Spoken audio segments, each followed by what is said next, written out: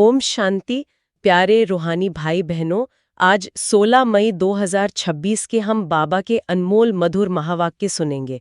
मतलब आप जरा कल्पना कीजिए कि आपने एक बहुत लंबी यात्रा के बाद घर लौटने के लिए बस अपना सामान पैक कर रहे हैं, लेकिन तभी आपको अचानक से एहसास होता है कि आप तो भूल ही गए हैं कि आपका असली घर कहाँ है, और आप बस उन भारी सूटकेसों को ढोए जा रहे हैं जिनमें भरा सामान अब आपके किसी काम का ही नहीं है।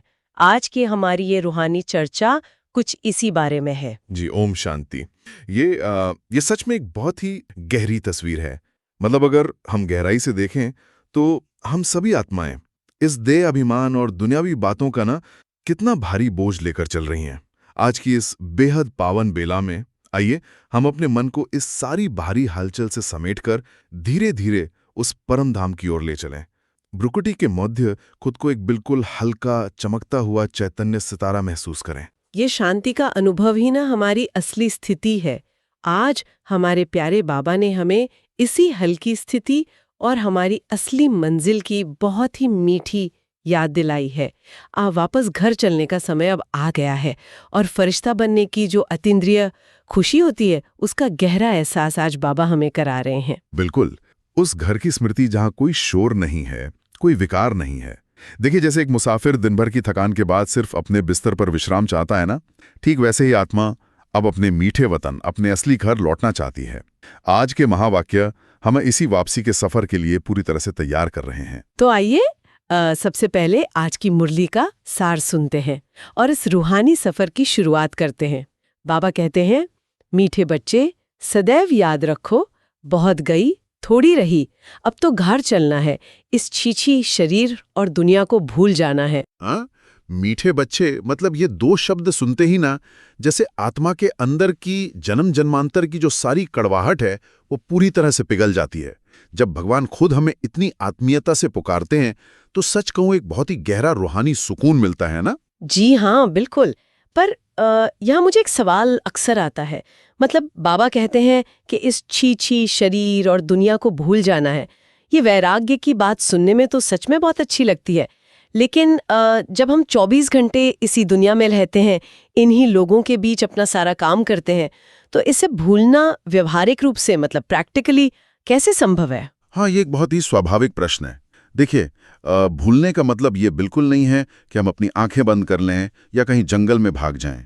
यहाँ भूलने का अर्थ है उस मोह और उस आकर्षण से पूरी तरह मुक्त होना। जब बाबा कहते हैं बहुत गई थोड़ी रही, तो वो असल में हमें समय की एक बिल्कुल नई समझ दे रहे हैं। जैसे जब कोई नाटक खत्म होने वाला होता है ना, तो एक समझदार अभिनेता अपने असली कपड़ों के बारे में सोचने लगता है। यानी एक पूरी तरह से मानसिक परिवर्तन है। मतलब हम इस पुरानी दुनिया में रहते हुए भी हर पल ये महसूस करें कि अब हमारी यहाँ से विदाई का समय आ गया है। ये एक बहुत ही हल्की स्थिति है। ठीक कहा आपने। वैराग्य कोई उदासी या निराशा बिल्कुल नहीं है। ये तो एक बहुत ही ऊंची स्थिति है। परमधाम की याद का एक मीठा रस है। मतलब जब आपको पक्का पता है कि आपको एक नया बहुत ही सुंदर घर मिलने वाला है, तो क्या आप पुराने झरझर हो चुके घर की दीवारों से चिपक कर रोएंगे? बिल्कुल नहीं। कभी नहीं। तब तो उस पुराने घर की कमियां और भी साफ साफ दिखने लगेंगी, और सच कहूं तो उसे छोड़ने में एक अलग ही खुशी होगी। बस यही तो बाबा हमें समझा रहे हैं। ये स्मृति की अब तो घर चलना है, ये हमारी रोजमर्रा की दिनचर्या का एक मजबूत सुरक्षा कवच बन जानी चाहिए। चलिए, अब इस खुशी को और भी बढ़ाते हैं। बाबा ने आज एक बहुत ही दिलचस्प प्रश्न पूछा है जो हमारी इसी स्थिति से गहराई से जुड़ा है। बाबा कहते हैं, प्रश्न, कौन सा नशा निरंतर रहे तो स्थिति बड़ी फर्स्ट क्लास होगी। तो हम सभी कुछ पल के लिए इस प्रश्न पर रुकते हैं और थोड़ा स्वचिंतन करते हैं। मतलब जरा सोचिए, दिन भर में हम किन किन बातों का नशा या अभिमान रखते हैं, और वो कौन सा रूहानी नशा है जो हमारी स्थिति को सच में, जैसा बाबा कहते हैं, फर्स्ट क्लास बना सकता है। बहुत ही गहरा प्रश्न है। बाबा इसका उत्तर देते हुए कहते हैं, उत्तर निरंतर नशा रहे कि मिरुआ मौत मलूक का शिकार। हम मलूक फरिश्ता बन अपने माशूक के साथ घर जाएंगे, बाकी सब खलास होना है। अब हम इस पुरानी खाल को छोड़ नहीं लेंगे। यह ज्ञान सारा दिन बुद्धि में टपकता रहे तो अपार खुशी रहेगी, स्थिति फर्स्ट क्लास बन जाएगी। मिरुआ मौत मलूक का शिकार। देखिए, ये पुरानी उर्दू कहावत बहुत ही गूढ़ है। इसका आध्यात्मिक अर्थ यह है कि जब हम मलूक यानी पूरी तरह से फरिश्ता बन जाते हैं और अपने माशूक यानी मीठे शिव बाबा के प्यार में पूरी तरह से डूब जाते हैं ना, तो इस पुरानी दुनिया और देह के भान, जिसे मिरुआ कहा गया है, उसकी मौत हो जाती है। लेकिन ये जो निरंतर नशा है, ये कैसे रहे? मतलब अक्सर हम सुबह सुबह जब अमृत वेले उठते हैं या मुरली सुनते हैं, तब तो नशा बहुत अच्छा रहता है, पर दोपहर तक ऑफिस या घर की बातों में उलझकर वो नशा कहीं उतर सा जाता है। ये जो फर्स्ट क्लास स्थिति है, वो फिर से थर्ड क्लास में बदल जाती है ना? जी बिल्कुल। और इसीलिए बाबा ने एक बहुत ही वैज्ञानिक और सटीक शब्द इस्तेमाल किया है, टपकता रहे। जैसे मेडिकल साइंस में जो ड्रिप होती है ना, आईवी ड्रिप, हाँ। वो कैसे काम करती है? वो एक साथ पूरी दवाई शरीर में नहीं डालती, बल्कि धीरे धीरे एक एक बूंद लगातार टपकती रहती है, जिससे शरीर में दवाई का जो असर है वो लगातार बना रहता है। वाह, ये तो कमाल का उदाहरण है। यानी हमें सुबह के उस गहरे ज्ञान को बस एक ही बार में सोचकर खत्म नहीं कर देना है, बल्कि चलते फिरते अपना काम करते हुए बीच बीच में वो एक एक विचार अपनी बुद्धि में टपकाना है कि मैं फरिश्ता हूँ, मुझे तो अब अपने घर जाना है। हाँ, और जब ये स्मृति अंदर तक पक्की हो जाती है कि हम ये पुरानी खाल छोड़कर अब नई पवित्र खाल लेने वाले हैं, तो सच में अपार खुशी होती है। मतलब मृत्यु का या कुछ भी छूट जाने का जो सारा डर है ना, वो जड़ से खत्म हो जाता है। बस अपने माशूक के साथ घर जाने की एक हल्की, बहुत ही प्यारी सी खुशी मन में रहती है। जी, और देह अभिमान छोड़ने की ये बात सच में बहुत महत्वपूर्ण है, और देखा जाए तो यही आज की मुरली की हमारी पहली मुख्य शिक्षा भी है। आप बाबा इस पुरानी देह का भान तोड़ने की जो विधि है, उसे बहुत ही स्पष्ट कर रहे हैं। जी, बाप कहते हैं देही अभिमानी बनो। देह का भान तोड़ने के लिए बाबा ने कहा था 108 चत्तियों वाला कपड़ा पहनो। बड़े आदमियों से, जवाहरियों से कनेक्शन था, वो नशा टूटे कैसे? देही अभिमानी बनना पड़े। हम आत्मा हैं, ये तो पुराना शरीर है, इनको छोड़ नया फर्स्ट क्लास शरीर लेना है। सर्प तो एक खाल छोड़ दूसरी ले लेते हैं। सांप का कैंचुली छोड़ना, ये उदाहरण हमने पहले भी कई बार सुना है। लेकिन अगर हम आज के इस आधुनिक दुनिया के हिसाब से देखें, तो क्या ये वैसा ही है जैसे हम कड़ाके की सर्दी में एक बहुत ही भारी कोट पहने हो और अपने गर्म घर के अंदर आते ही उस भारी कोट को उतार कर एक तरफ फेंक देते हैं? जी, बहुत ही सुंदर तुलना है ये। मतलब वो भारी कोट ही असल में हमारा देह अभिमान है।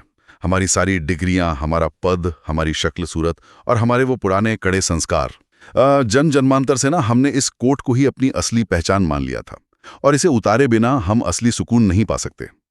लेकिन यहाँ एक शंका मन में आती है। देखिए, सांप तो अपनी खाल को सच में पीछे छोड़कर आगे बढ़ जाता है, पर हम तो कर्मयोग में हैं।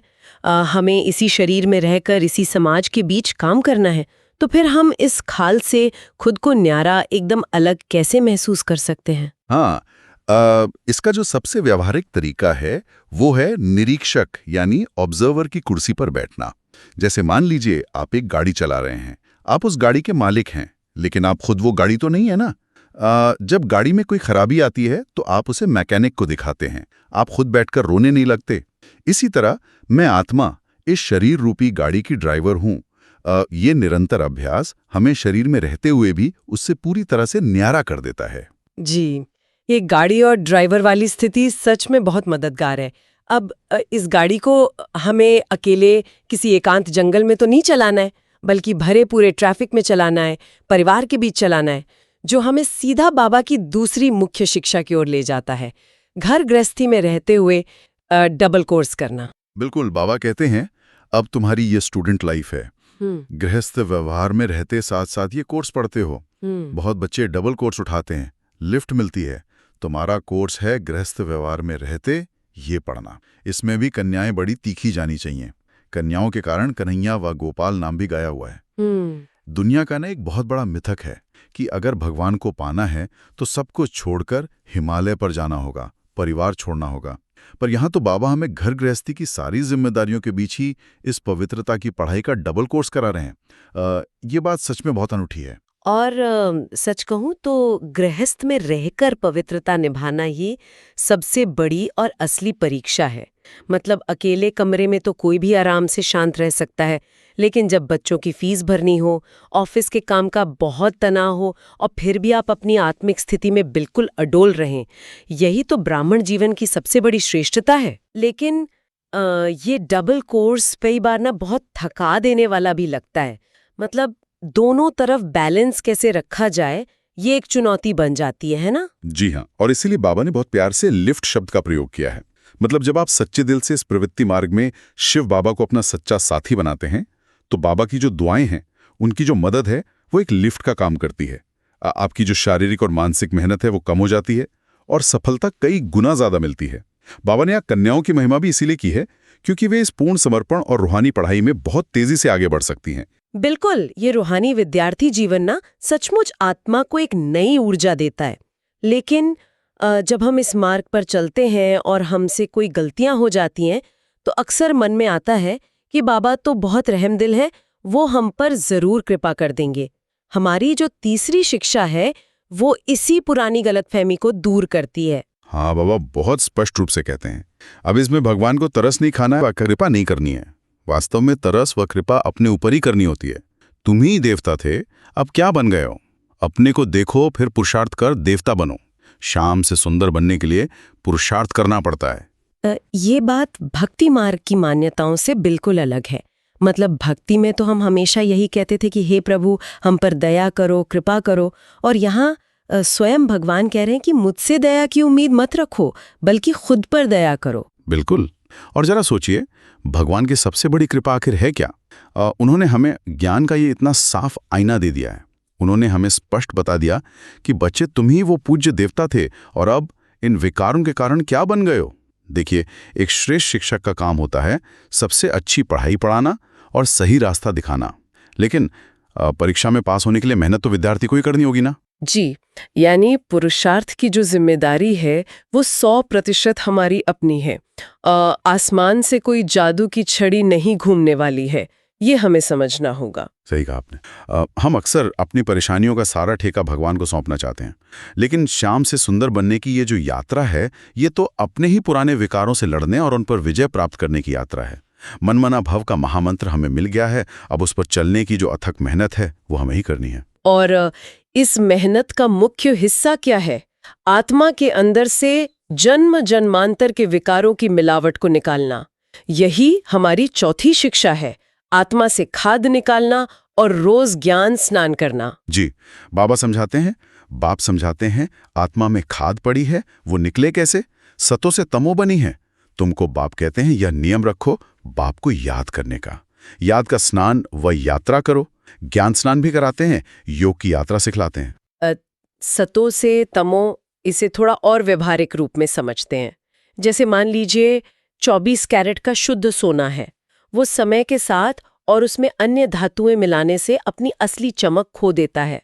वैसे ही इस जन्म मरण के लंबे चक्र में हमारी आत्मा रूपी सोने में क्रोध, लोभ और मोह की बहुत गहरी खाद मिल गई है। बिल्कुल। और दुनिया में लोग इस आत्मा को शुद्ध करने के लिए क्या करते हैं? वे भौतिक गंगाजल से अपने शरीर को धोते हैं। लेकिन जरा सोचिए, भौतिक पानी एक अभौतिक आत्मा को कैसे साफ कर सकता है? मतलब क्या कभी पानी से लोहे की अंदरूनी जंग या सोने के अंदर की मिलावट को निकाला जा सकता है? नहीं, बिल्कुल नहीं। उसके लिए तो उसे तेज आग में तपाना ही पड़ता है। बस यही वो गहरा विज्ञान है जिसे हमें समझना है। जब हम शिव बाबा की याद की निरंतर यात्रा करते हैं, तो वो एक परम पवित्र अग्नि के समान काम करती है। अब बाबा की वो उच्च प्रकंपन वाली हाई फ्रीक्वेंसी एनर्जी हमारी आत्मा की निम्न प्रकंपन वाली खाद को धीरे धीरे जलाकर पूरी तरह भस्म कर देती है। और ज्ञान स्नान का मतलब ये है कि रोज बाबा की मुरली के माध्यम से ज्ञान के शुद्ध विचारों से अपने मन को नहलाना। जैसे शरीर को रोज नहाना जरूरी होता है ना, वैसी ही आत्मा को अपने पुराने नकारात्मक विचारों से मुक्त करने के लिए रोज ये ज्ञान स्नान अत्यंत आवश्यक है। जी, और हमारे श्रोता भाई बहनों को यहाँ कुछ पल रुककर खुद से ये पूछना चाहिए कि क्या मेरी याद की यात्रा सच में इतनी शक्तिशाली है कि वो मेरी बरसों पुरानी इस खाद को पिघला सके? ये स्वचिंतन बहुत जरूरी है। जी, ये सच में एक बहुत गहरा स्वचिंतन है। और जब आत्मा इस खाद से मुक्त होने लगती है तो उसकी दुनिया को देखने की दृष्टि ही पूरी तरह बदल जाती है। उसे एक नई आंख मिल जाती है। और यही हमारी 5वीं शिक्षा है, सेवा का विस्तार और ज्ञान का तीसरा नेत्र। हाँ, बाबा कहते हैं जैसे मंदिर टिकाणे निकलते जाते हैं वैसे तुम्हारी प्रदर्शनी भी गांव-गांव में होगी, घर घर में प्रदर्शनी रखनी होगी। तुमको ज्ञान का तीसरा नेत्र अब मिलता है, अभी तुम त्रिनेत्री बनते हो। बाबा यहाँ हमारी रूहानी सेवा की विशालता का दृश्य दिखा रहे हैं। लेकिन ये सेवा केवल बैनर लगाने या मंच पर भाषण देने से तो नहीं होगी। बाबा कहते हैं कि तुम त्रिनेत्री बनते हो। ये ज्ञान का तीसरा नेत्र आखिर है क्या, और इससे हम इस दुनिया को कैसे अलग तरीके से देखते हैं? देखिए, इन दो भौतिक आंखों से तो हम सिर्फ बाहर का विनाश, लोगों की गंदगी, कमियां और शारीरिक रूप ही देखते हैं। लेकिन ज्ञान का ये जो तीसरा नेत्र है ना, ये हमें हर देह के अंदर बैठी आत्मा को देखने की दिव्य दृष्टि देता है। यानी अगर कोई व्यक्ति मुझ पर बहुत क्रोध कर रहा है तो मेरी भौतिक आंखें तो यही कहेंगी कि ये मेरा दुश्मन है, मुझे नुकसान पहुंचाना चाहता है। लेकिन मेरा तीसरा नेत्र मुझसे कहेगा कि ये तो एक बहुत ही शांत आत्मा है जो अभी विकारों के वशीभूत होकर गहरे दर्द में है ना? बिल्कुल, 100% सही कहा आपने।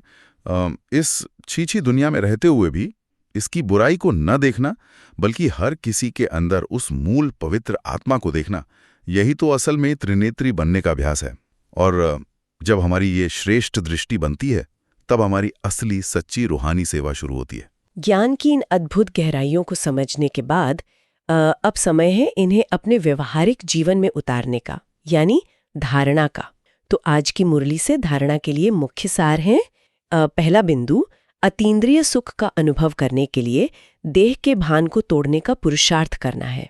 अब वापस घर जाना है, इसलिए बुद्धि योग घर से लगा रहे हैं। जी हाँ, यहाँ ये जो बुद्धि योग शब्द है ना, ये बहुत ही महत्वपूर्ण है।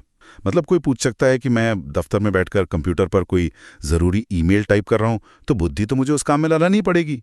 फिर मेरा बुद्धि योग हर पल परम धाम में कैसे टिका रहे? हाँ, इसे आप अपने मोबाइल फ़ोन के बैकग्राउंड ऐप की तरह समझ सकते हैं। जैसे आप स्क्रीन पर कोई भी काम कर रहे हो, लेकिन बैकग्राउंड में कोई बहुत ही शांत संगीत बज रहा होता है। वैसे ही आपके हाथ और आपकी कर्मेंद्रियां अपना काम पूरी जिम्मेदारी से करें, लेकिन बुद्धि के बैकग्राउंड में ये मीठी स्मृति लगातार चलती रहे कि मैं आत्मा हूँ, परमधाम की वासी हूँ, और यहाँ इस दुनिया में तो मैं सिर्फ एक मेहमान हूँ। ये सच में बहुत ही सटीक तरीका से समझने का।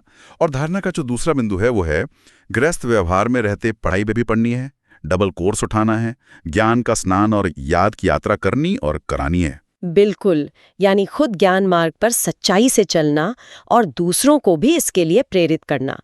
जब हम खुद हर परिस्थिति में शांति में रहते हैं ना, तो हमारा वो शांत व्यवहार ही औरों के लिए भी याद की यात्रा कराने का एक बहुत ही सहज माध्यम बन जाता है। जी, और इस धारणा को अपने जीवन में पूरी तरह पक्का करने के लिए अब हम बाबा का आज का प्यारा वरदान सुनते हैं। बाबा का वरदान है, कोमलता को कमाल में परिवर्तन कर माया जीत बनने वाले शक्ति स्वरूप भव। और बाबा ने इसका गहराई से स्पष्टीकरण देते हुए कहा है, शक्ति स्वरूप बनने के लिए कोमलता को कमाल में परिवर्तन करो। सिर्फ स्वयं के संस्कारों को परिवर्तन करने में कोमल बनो, कर्म में कभी कोमल नहीं बनना, इसमें शक्ति रूप बनना है। जो शक्ति रूप का कवच धारण कर लेते हैं, उन्हें माया का कोई भी तीर लग नहीं सकता। इसलिए आपके चेहरे नयन चैन से कोमलता के बजाय शक्ति रूप दिखाई दे, तब माया जीत बन पास विद ऑनर का सर्टिफिकेट ले सकेंगे। मुझे लगता है कि ये वरदान ना हमारे एक बहुत बड़े भ्रम को तोड़ता है। मतलब हम अक्सर आध्यात्मिक होने का मतलब यही मान लेते हैं कि हमें बहुत ज्यादा भावुक होना चाहिए, या कमजोर, या हर बात में बस झुक जाना चाहिए। सही कहा आपने।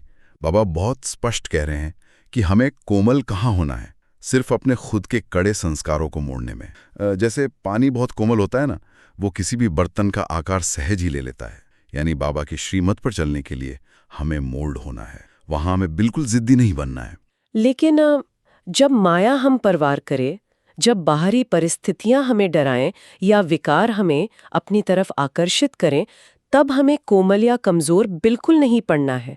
वहां तो हमें एक चट्टान की तरह अचल शक्ति स्वरूप बनना है। यह शक्ति स्वरूप ही वो अभेद्य कवच है जिसे माया के जहरीले तीर कभी नहीं भेद सकते। जी, ये कमाल का संतुलन है। मतलब अपने पुरुषार्थ के लिए मोम जैसे और माया के वार के सामने लोहे जैसे। इसी आध्यात्मिक शक्ति को दिन भर कैसे बनाए रखें, इसके लिए बाबा ने हमें आज का बहुत ही सुंदर स्लोगन दिया है। जी, आज का स्लोगन है, त्रिकालदर्शी की सीट पर सेट होकर हर कर्म करो तो माया दूर से ही भाग जाएगी। त्रिकालदर्शी की सीट ये सच में एक मानसिक स्विच की तरह है, लेकिन एक आम इंसान अपनी रोजमर्रा की भागदौड़ में इस त्रिकालदर्शी सीट का व्यवहारिक इस्तेमाल कैसे करे, ये समझना जरूरी है। हाँ, इसे हम एक गूगल मैप के जूम आउट फीचर की तरह देख सकते हैं। मतलब जब हम किसी छोटी सी गली में फंस जाते हैं तो हमें बहुत तनाव होता है कि अब कहाँ जाएं। लेकिन जब हम उसी मैप को जूम आउट करके पूरा शहर ऊपर से देखते हैं तो हमें सही और साफ रास्ता दिख जाता है। त्रिकालदर्शी बनना यानी अपनी बुद्धि को जूम आउट करना। बिल्कुल, यानी वर्तमान की किसी भी उलझन में सिर्फ आज को या उस एक पल को न देखकर ये देखना कि ये आत्मा आदिकाल में कितनी सतोप्रधान थी, मध्यकाल में इसने क्या क्या पार्ट बजाया और अब अंत में फिर से इसके घर जाने का समय आ गया है। इस व्यापक नजर से देखने पर वो छोटी छोटी बातें अपने आप खत्म हो जाती हैं और माया सच में दूर से ही भाग जाती है। में दे रहे हैं बाबा कहते हैं, सदा अचल अडोल एक रस स्थिति का अनुभव करो। सर्विस सिर्फ वाणी से ही नहीं होती, स्थिति से भी सर्विस होती है। हम सेवा को ना अक्सर कुछ करने से जोड़ते हैं, जैसे कोई लंबा भाषण देना, किसी को प्रदर्शनी समझाना या फिर शारीरिक रूप से किसी की मदद करना। लेकिन ये स्थिति से सेवा कैसे होती है, ये समझना बहुत गहरा है। हाँ, ये आप एक वाईफाई राउटर की तरह बहुत आसानी से समझ सकते हैं। देखिए, वो राउटर कुछ बोलता नहीं है, वो कहीं चलकर जाता भी नहीं है, लेकिन जो भी उसके क्षेत्र में, उसकी रेंज में आता है ना, वो अपने आप उस शक्तिशाली नेटवर्क से जुड़ जाता है। वाह, क्या बात है। यानी जब एक आत्मा पूर्ण रूप से शांत, अचल, अडोल और एकरस स्थिति में होती है, तो उसके वो जो शुद्ध प्रकंपन है, उसके वाइब्रेशंस आसपास के पूरे वातावरण और अन्य आत्माओं को स्वतः ही बिना कुछ कहे शांत कर देते हैं। हमारे साकार बाबा इसका सबसे बड़ा और जीता जागता प्रमाण थे। उनका मौन ही हजारों के अशांत मन को शांत कर देता था। जी, यही तो फरिश्ता स्वरूप की सच्ची सेवा है। तो आइए अब इसी रूहानी फरिश्ता स्थिति को और भी गहरा करने के लिए हम 5 विशेष स्वमानों का अभ्यास करते हैं। आप सभी श्रोता भाई बहन हमारे साथ मन ही मन इस गहरे अनुभव में उतरते जाएं। पहला स्वमान, मैं मलूक फरिश्ता आत्मा हूँ जो अपने माशूक के साथ घर जाने के लिए बिल्कुल तैयार है। इसे अपने हृदय में बहुत ही गहराई से महसूस करें। शरीर का जो भी सारा भारीपन है वो अब पूरी तरह से छूट रहा है। मैं प्रकाश का एक अत्यंत हल्का, बहुत ही चमकता हुआ पुंज हूँ। इस स्मृति में पूरी तरह स्थित हो जाएं, मेरा प्यारा शिव बाबा मुझे अपने साथ ले जाने आया है। इस पुरानी दुनिया का कोई भी आकर्षण मुझे अब जरा भी बांध नहीं सकता। और जब भी दिन में कोई पुरानी बात आपके मन को दुखाए तो बस एक पल के लिए रुकें और सोचें, मैं तो घर जाने के लिए तैयार, एक मलूक आत्मा हूँ। ये सारी बातें तो बस अब पीछे छूटने वाली हैं। दूसरा स्वामान, मैं इस पुरानी देह और देह के भान से पूरी तरह न्यारी एक देही अभिमानी आत्मा हूँ। अनुभव करें कि ये शरीर तो केवल एक वस्त्र है जिसे मैंने इस ड्रामा में कर्म करने के लिए पहना हुआ है। मैं चैतन्य शक्ति इस शरीर से बिल्कुल अलग, बहुत ही महान हूँ। इस न्यारी स्थिति में टिक जाएं। देखिए, जैसे कीचड़ में खिलता हुआ कमल उस कीचड़ से बिल्कुल अछूता रहता है, वैसे ही मैं इस दुनिया के बीच रहते हुए भी इस देह अभिमान से पूरी तरह मुक्त हूँ। व्यवहार में आते हुए, हर कर्म करते हुए अपनी इसी निरीक्षक स्थिति को हर पल जागृत रखें कि मैं ये देह नहीं बल्कि देही हूँ जो इन कर्मेंद्रियों से बस काम ले रही है। तीसरा स्वमान, मैं गृहस्थ व्यवहार में रहते हुए डबल कोर्स करने वाली एक बहुत ही श्रेष्ठ आत्मा हूँ। महसूस करें शिव बाबा की उस दिव्य और सुरक्षित छत्रछाया को जो मुझे इस प्रवृत्ति मार्ग की हर मुश्किल चुनौती के बीच कमल पुष्प के समान पवित्र बनाए हुए हैं। इस श्रेष्ठता के रूहानी नशे में बिल्कुल सेट हो जाएं। मैं इस दुनिया का कोई साधारण इंसान नहीं हूँ, मैं तो सीधे परमपिता परमात्मा की छत्रछाया में पढ़ने वाली उनकी एक विशेष विद्यार्थी हूँ। और जब भी परिवार या नौकरी की जिम्मेदारियां आपको भारी लगने लगें तो तुरंत इस सोमान की लिफ्ट का इस्तेमाल करें। मैं डबल कोर्स करने वाली शिव बाबा की बहुत ही करीबी सहयोगी आत्मा हूँ। चौथा सोमान, मैं रोज याद की यात्रा और ज्ञान स्नान कर सतो प्रधान बनने वाली आत्मा हूँ। अनुभव करें कि मीठे बाबा की याद रूपी वो पवित्र जल मेरे ऊपर लगातार बरस रहा है। मेरे अंदर की जन्म जन्मांतर की जो भी खाद है वो पूरी तरह जलकर भस्म हो रही है। अ, इस दिव्य स्नान की अद्भुत शीतलता में स्वयं को पूरी तरह स्थित करें। मैं दिन प्रतिदिन और अधिक शुद्ध और अधिक निर्मल और पूरी तरह सतोप्रधान बनती जा रही हूँ। और अंतिम स्वमान, मैं त्रिकालदर्शी सीट पर सेट शक्ति स्वरूप एक मायाजीत आत्मा हूँ। अनुभव करें कि मैं तीनों कालों को बहुत स्पष्ट देखने वाली इस भृगुटी के तख्त पर एक चमकते सितारे के रूप में पूरी शान से विराजमान हूँ। अपने अंदर की उस असीम रूहानी शक्ति को महसूस करें। मेरे चेहरे से, मेरे नयनों से पवित्रता की किरणें निकल रही हैं। कोई भी माया या विकार मेरे इस अभेद्य कवच को कभी भेद नहीं सकता। जब भी कोई परिस्थिति आपको डराने या कमजोर करने की कोशिश करे ना, तो तुरंत अपनी इस त्रिकालदर्शी सीट पर बैठ जाएं और शक्ति स्वरूप बन उसका सामना करें। आपकी जीत निश्चित है। जी, इन स्वमानों के अभ्यास ने सचमुच आत्मा को एक नई और बहुत ही ऊंची उड़ान दे दी है। मतलब मन एकदम शांत और बहुत शक्तिशाली हो गया है। बिल्कुल। और आज की इस पूरी रूहानी यात्रा का अगर हम सार निकालें ना, तो आज बाबा ने बहुत ही प्यार से हमारे जीवन के दृष्टिकोण को ही बदल दिया है। उन्होंने हमें ये स्पष्ट बताया कि ये जो पुरानी खाल है, ये जो देह अभिमान है, ये अब हमारे किसी काम का नहीं है। हमें अपने मन को इस निरंतर ज्ञान स्नान से शुद्ध करना है और घर गृहस्थी में रहते हुए अपना ये डबल कोर्स खुशी-खुशी पूरा करना है। जी, और सबसे बड़ी बात, दूसरों से या भगवान से कृपा की उम्मीद छोड़ने के बजाय अपने पुरुषार्थ से, अपनी मेहनत से स्वयं पर कृपा करनी है। रूहानी भाई बहनों, ये जो पुरुषार्थ का लंबा मार्ग है ना, ये कभी भी अकेले तय नहीं किया जाता। बिल्कुल सही कहा आपने। और शिव बाबा की ऐसी ही रोजाना श्रीमत, इन महावाक्यों की अथाह गहराई और स्वमान के इन बहुत ही शक्तिशाली अभ्यासों से निरंतर जुड़े रहने के लिए आप इस चैनल को सब्सक्राइब जरूर करें। देखिए, ये केवल एक चैनल नहीं है, ये तो हम सब रूहानी मुसाफरों के लिए साथ मिलकर अपने घर जाने की तैयारी करने का एक बहुत ही मीठा रूहानी सत्संग है। जी, तो आज सारा दिन मीरुआ मौत मलू का शिकार की इस पावन स्मृति को उस ड्रिप की तरह अपनी बुद्धि में लगातार टपकने दीजिएगा।